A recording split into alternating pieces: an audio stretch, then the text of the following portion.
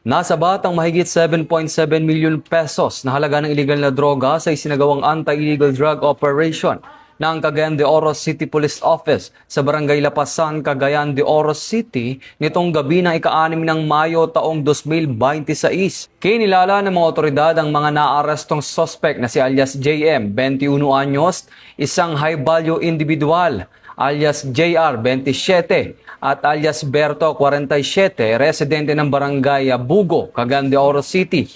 Ayon sa otoridad, nagkatransaksyon ng mga operatiba at mga sospek sa loob ng isang taxi na minamaneho ng isang sospek. Bukod dito, ang mga iligal na droga ay galing pa sa Maguwing, Lanao del Sur na binibenta sa iba't ibang lugar sa Cagayan de Oro City.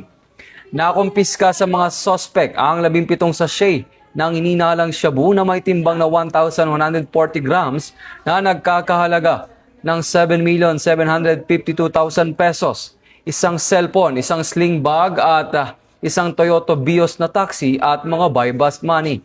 Naging matagumpay ang operasyon sa tulong ng Philippine Drug Enforcement Agency at City Mobile Force Company ng Cagayan de Oro City Police Office. Maharap ang sospek sa kasong paglabag sa RA 9165 o Comprehensive Dangerous Drugs Act of 2002. Hindi titigil ang PNP sa operasyon kontra iligal na droga upang mapanatili ang kapayapaan at kaayusan sa bansa. Mula dito sa National Headquarters ng Philippine National Police, ako ang inyong PNN correspondent, Patrolman Edwin Baris, alagad ng batas, tagataguyod ng Balitang Pulis.